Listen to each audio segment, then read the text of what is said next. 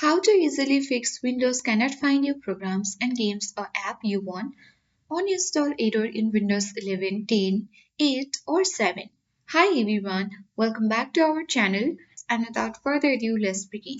First navigate to Windows search icon at bottom left corner of your screen. Type in Control Panel. Under Mismatch you will get Control Panel. Click on Open button at right side.